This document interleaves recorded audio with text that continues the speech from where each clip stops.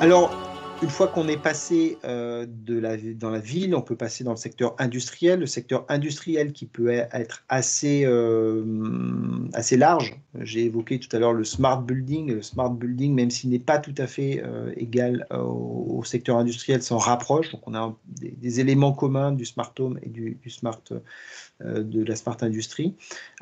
Cet industriel IoT industriel a pour volonté de vraiment réduire les coûts de production, améliorer et stabiliser la qualité de la production industrielle dans le temps et aussi de sécuriser les investissements. Donc sécuriser, ça peut être des investissements aussi bien, par exemple, sécuriser des locaux ou des choses comme ça peut être sécuriser les personnels, ça peut être sécuriser les stocks de matières premières ou la durée de vie des matières premières, ça peut être sécuriser que l'outillage soit utilisé dans de bonnes conditions.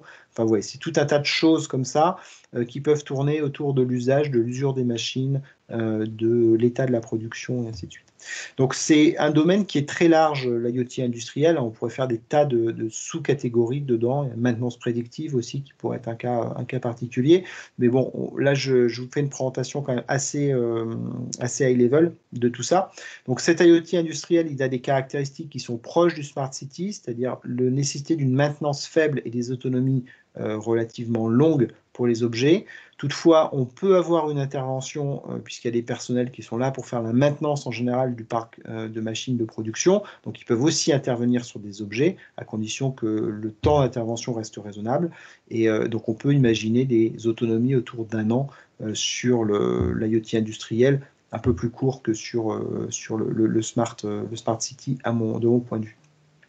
Au niveau de la communication, un peu comme le domicile bénéficie de l'installation du Wi-Fi utilisé à d'autres usages, dans l'industrie, les réseaux sans fil de type Wi-Fi sont aussi largement déployés pour tout ce qui est soit réseau bureautique, mais aussi pour des machines-outils et aussi pour des robots de logistique ou des suites Clark ou toutes ces choses-là.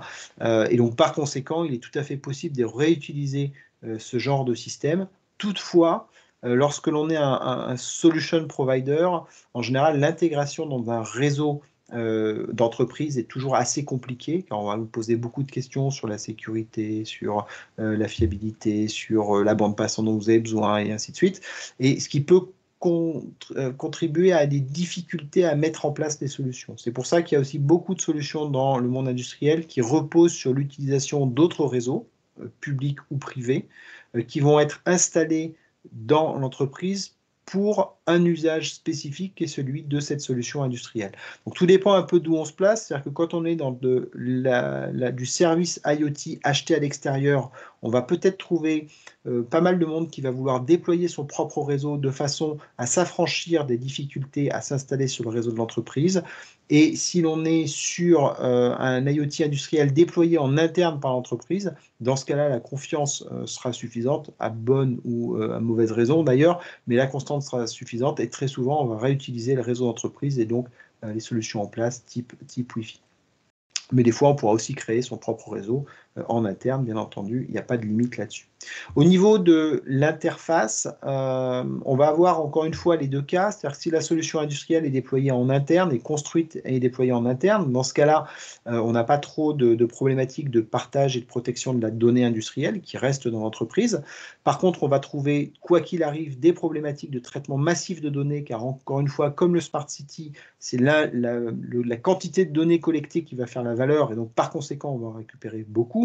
L'aspect retour sur investissement est généralement pris dès le début, donc il n'y a pas de problématique particulière au coût de maintenance, puisqu'ils sont intégrés à des gains récurrents. Par contre, il ne faut pas oublier ces coûts de maintenance au départ du projet. Il ne faut pas uniquement voir le projet comme un investissement initial, il y aura bien un coût de run derrière qu'il faut intégrer et s'assurer que le retour sur investissement soit bien à la hauteur de tout ça. Dans le choix d'une solution d'IoT industriel qui va être achetée chez un service provider, ou si vous-même vous imaginez concevoir une solution d'IoT industriel en tant que service provider, une des difficultés qui est à prendre en compte, c'est les aspects multi-tenant. On a toujours un intérêt à globaliser l'ensemble des données, car c'est aussi de là qu'on va créer de la valeur, Pourquoi est-ce que mon entreprise est moins productive que la moyenne, pas spécialement que de mon concurrent, mais que de la moyenne, par exemple? Ça, c'est des éléments qu'on peut analyser si on s'autorise à croiser les données. Mais ça va à l'encontre souvent d'une stratégie d'entreprise qui sont très protectrices par rapport à leurs données industrielles et qui vont donc avoir des exigences en termes d'isolation des données, de protection des données, de chiffrement des données, ainsi de suite. Donc toute la difficulté va être d'arriver à apporter la confiance qui va permettre de mutualiser une partie des données, peut-être en les rendant non sensibles, hein, bien entendu, mais pour arriver à créer une intelligence supérieure et extraire plus de valeur pour l'entreprise que simplement ce que l'on peut obtenir de ses propres données. Encore une fois, revoyons la valorisation de la donnée qui, pour atteindre une échelle exponentielle, doit atteindre un volume qu'on ne trouve pas ailleurs. Donc si vous avez une somme de volume de données qui correspond à chaque entreprise, eh bien, vous n'aurez pas quelque chose que l'on n'a pas ailleurs, vous aurez quelque chose de standard. Donc si vous groupez toutes ces données-là, là, vous avez la somme des données de plusieurs entreprises, et là, vous avez sans doute quelque chose d'assez unique, duquel on peut extraire une valeur qui est bien supérieure à celle que l'on avait au départ. Alors, dans le domaine de l'IoT industriel, on va trouver des réseaux sans fil, j'ai évoqué Wi-Fi, on peut trouver aussi des réseaux avec fil, hein, de type Ethernet, on a aussi tout un tas de bus industriels qui existent, que je n'ai pas identifié là, mais qui existent depuis des années. Disons que après, je ne les évoque pas parce qu'on retombe dans des choses qui existent depuis 20 ans et qui ne sont plus de l'Internet des objets, mais qui sont plutôt du machine-to-machine, et donc qui est un petit peu moins dans le sujet. Toutefois, ce qui est important dans l'IoT, c'est la captation et la transformation de la data.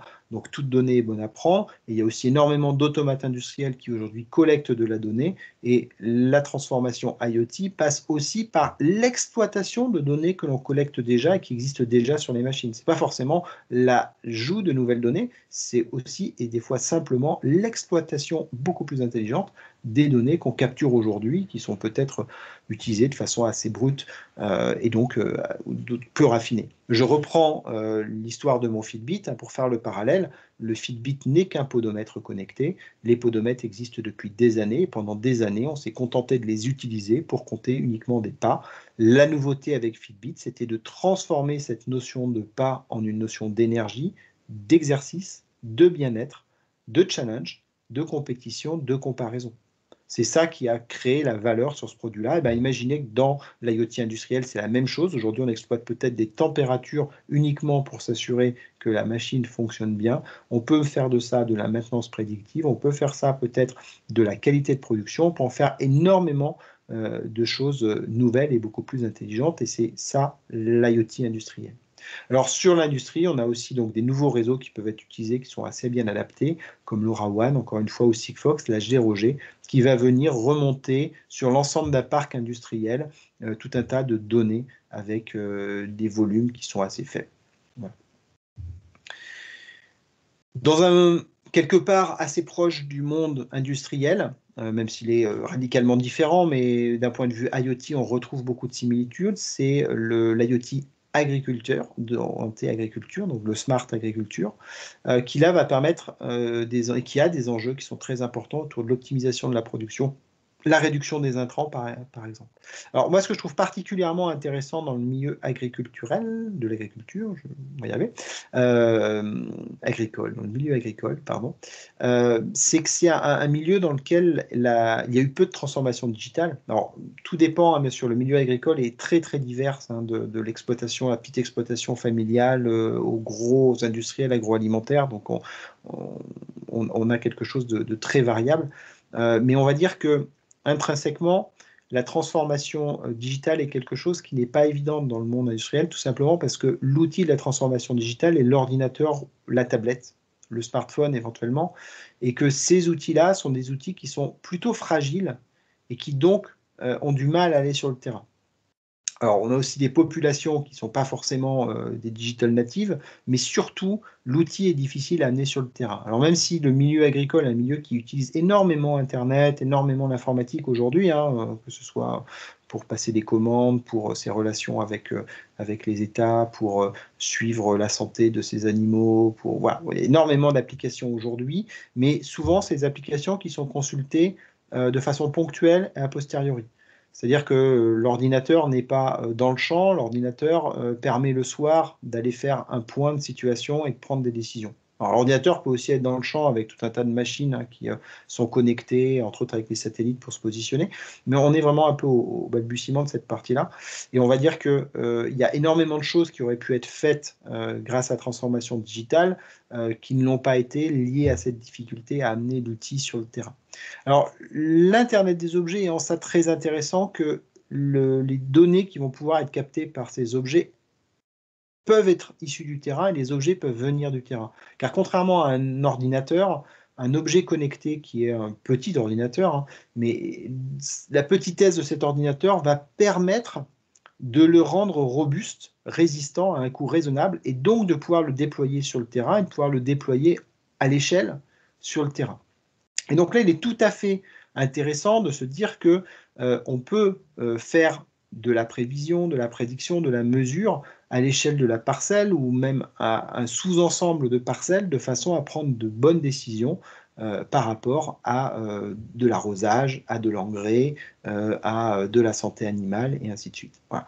Donc c'est ça qui amène quelque chose de nouveau. L'interaction avec l'exploitant agricole peut se faire pas forcément avec un ordinateur, mais peut plus facilement se faire avec une console dans un tracteur, elle peut se faire avec un SMS sur un smartphone. Donc on a des interfaces qui sont différentes et qui permettent elles aussi d'avoir une interaction qui est beaucoup plus temps réel et donc beaucoup plus efficace. Alors moi je crois beaucoup dans ce domaine-là aujourd'hui et les spécificités, c'est des autonomies qui peuvent être de 1 an à 10 ans, on va avoir des choses qui vont être jetables potentiellement hein, dans le domaine agricole parce que ce sera peut-être facile d'envoyer des objets dans un champ. Enfin, au moment où on le laboure, peut-être qu'on va aussi les récolter d'une certaine façon. Donc il y a plein de choses comme ça, plein de questions qui sont à se poser. Pas de maintenance, hein, les agriculteurs ont autre chose à faire que d'aller changer des piles ou ils ne sont pas là pour mettre à jour des firmware, donc il faut qu'il n'y ait vraiment pas de maintenance. Il va falloir bien entendu que ce matériel soit très résistant à des conditions d'usage difficiles, hein, puisqu'on sait des conditions d'usage aussi bien un peu orientées industrielles, mais sans la protection des bâtiments, parce que là, ça va être en plus au froid, à la neige, au soleil, et ainsi de suite. Alors, la problématique de la communication sur ces objets-là va être le fait que ce sont des zones qui sont plutôt isolées, et donc sur lesquelles il n'est pas toujours évident d'avoir des réseaux. Voilà. Donc ça, c'est un point qui peut être un petit peu bloquant, mais on voit l'émergence de solutions satellites qui répondent à ces problématiques-là, qui sont vraiment en plein boom aujourd'hui. Et au niveau de l'interface, eh bien, on va pas forcément avoir des interfaces qui doivent être très évoluées, très mises à jour, ainsi de suite. On n'est pas dans un monde où on a vraiment une concurrence en termes d'ergonomie. On doit plutôt avoir des choses qui sont simples, efficaces. Nous, on a fait des essais, par exemple, sur les produits que j'ai dans ce monde-là, qui sont faits par des interfaces avec des SMS. C'est particulièrement efficace et ça correspond tout à fait à l'usage que peuvent en avoir ces populations. Voilà. La difficulté, c'est de trouver des modèles économiques. Le modèle de souscription n'est pas toujours quelque chose de particulièrement évident dans le monde de l'agriculture. Encore une fois, il y a une diversité très large dans le monde de l'agriculture, mais il est souvent plus facile de voir des investissements en matériel que d'avoir des coûts réguliers qui passent en charge pour ces populations. Et donc les business models doivent être adaptés aussi à ce monde-là. Alors, en termes de technologie, pour les technologies qui sont au niveau du sol, on va retrouver des technologies de réseau public en général, que ce soit donc 2G, 3G, 4G, que ce soit LoRaWAN, Sigfox. On peut imaginer du LoRaWAN en réseau privé. C'est quelque chose qui marche assez bien au niveau mondial sur ce domaine-là. Et puis, je ne l'ai pas encore ajouté, mais on va trouver du satellite dans ces zones-là. On a du satellite en LoRaWAN qui commence à émerger. On a du satellite avec Kineis aussi, société française, qui à l'origine, enfin qui précédemment et qui toujours, pardon, et qui a lancé les flottes de satellites Argos, voilà, donc avec issu du CNES, qui sont des solutions qui permettent de bien répondre à la connectivité dans ces environnements-là. Alors, je vais enchaîner sur une partie supply chain et logistique qui pourrait être accrochée d'une certaine façon à l'environnement industriel, mais que je mets à part pour une raison très simple, c'est qu'aujourd'hui, c'est principalement c'est un des plus gros marchés qui est dans le monde de l'Internet des objets. Alors, en quantité, en volume, c'est loin d'être certain, en volume d'objets. Par contre, en termes de nombre de projets qui démarrent, c'est quand même là où il y a le plus de choses aujourd'hui qui se passent. Toutes les entreprises du CAC 40 pratiquement ont fait des projets d'Internet des objets basés sur ces problématiques de supply chain et de logistique. Et où là, finalement, l'enjeu en fait de l'Internet des objets, c'est de passer d'un suivi qui était un suivi jusque-là, qui était plutôt au container, plutôt au camion, un suivi qui, il y a encore quelques mois, était un suivi à la palette, donc qui permet, quand on a des déplacements, des changements de moyens de transport, de ne pas avoir de rupture dans le suivi, comme c'était le cas précédemment, à un suivi qui est un suivi à l'objet, au sein de la palette, ou à la boîte, on va dire, sur la palette, qui permet là d'avoir un suivi qui va au-delà du simple transport, mais qui peut aller dans ce qu'on a vu précédemment, l'ensemble de la chaîne logistique et supply chain aval, donc les grossistes, les distributeurs et les revendeurs finaux.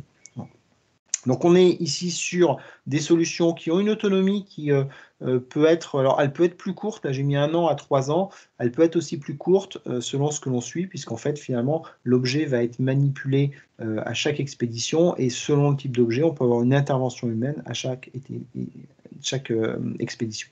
On doit avoir un coût qui est faible, puisque finalement, même s'il y a des optimisations très intéressantes à faire sur ces domaines-là, que ce soit pour l'optimisation de flux, pour de la perte, du vol ou ce genre de choses, malgré tout, les ROI passent par des coûts de maintenance et des coûts d'acquisition de ces solutions qui sont faibles. Et puis, pour répondre à ces questions d'autonomie, de maintenance et de coût, on va toujours avoir un dilemme dans cette notion de supply chain logistique qui passe par du positionnement de l'objet dans le temps, qui est un dilemme entre ce que l'on veut en termes d'autonomie, coût de maintenance, et le prix qu'on veut y mettre, et la précision qu'on veut obtenir. Voilà. Donc on peut obtenir des précisions de 15 mètres quand on est à l'extérieur avec des GPS qui vont avoir un coût, une taille, une autonomie qui vont être impactés par l'utilisation de cette technologie. On peut avoir des précisions de l'ordre du kilomètre avec des technologies qui permettent d'avoir de l'ultra low cost, et ainsi de suite. Et on peut avoir des fonctionnements en mode hybride entre l'un et entre l'autre. Et en fait, on va avoir beaucoup de compromis et de décisions à prendre entre la précision que l'on souhaite et les autres facteurs sur lesquels on veut jouer. Ce qu'on verra un petit peu plus tard quand je parlerai des projets IoT. Là, on est sur une technologie réseau particulière. On ne peut plus faire du réseau de façon privée en général. On va plutôt être sur des réseaux nationaux, voire internationaux, puisque les biens vont se déplacer de ville en ville, de pays en pays, voire de continent en continent. Et donc, on va avoir des besoins particuliers dans ce domaine-là. Par contre, on a besoin de très peu de bandes passantes, parce que finalement, on n'a pas besoin de remonter énormément d'informations.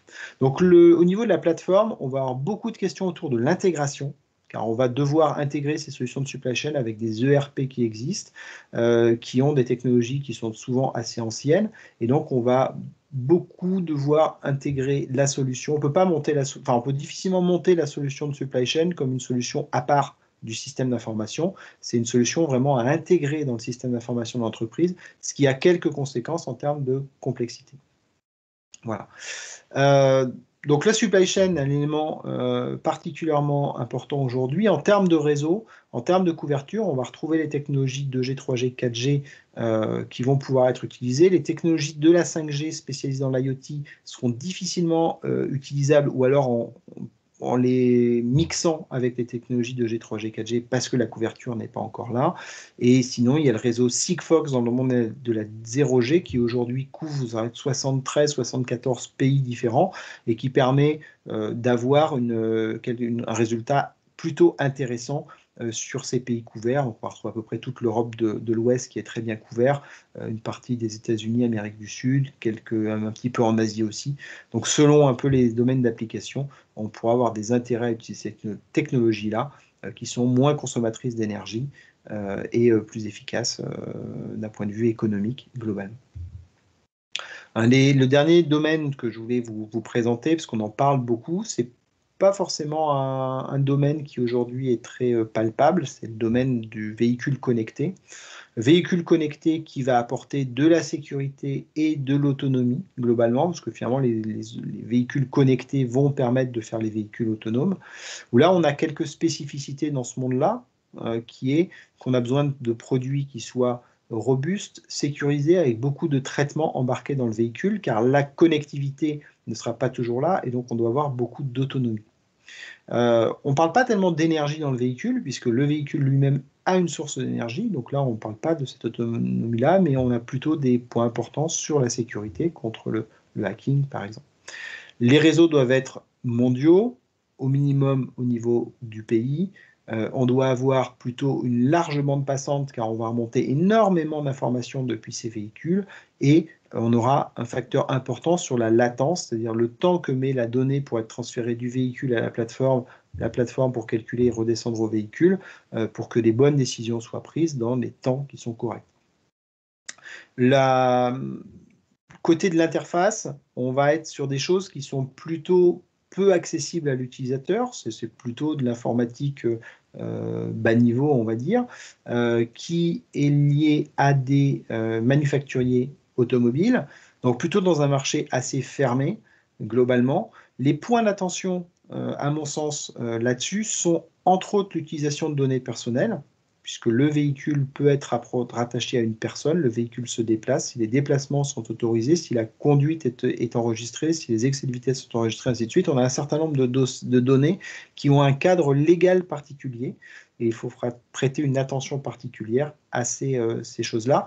Et derrière, un autre élément qui est à prendre en compte, c'est qu'à partir du moment où le véhicule va prendre des décisions basées sur une intelligence et sur une remontée de données, un calcul qui soit local ou externe, potentiellement en cas d'accident, il est tout à fait possible qu'il y ait une responsabilité de ces algorithmes dans les accidents, et donc une responsabilité du concepteur de la solution connectée. Donc c'est un domaine dans lequel les aspects données et les aspects légaux sont particulièrement sensibles, mais on va avoir peu d'interface avec l'utilisateur et des problématiques, vous voyez, complètement différentes.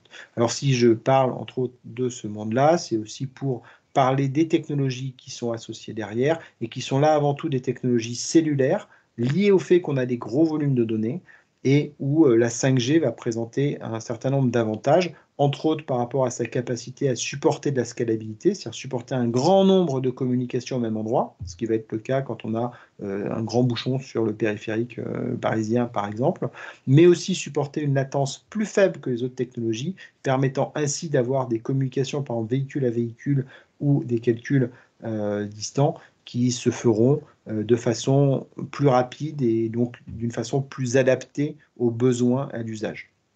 Maintenant, on ne va pas dire non plus que la latence dans la 5G soit quelque chose qui est... voilà, il y a un changement intéressant, on ne va pas dire que ça résout tous les problèmes liés à la latence dans cet univers-là.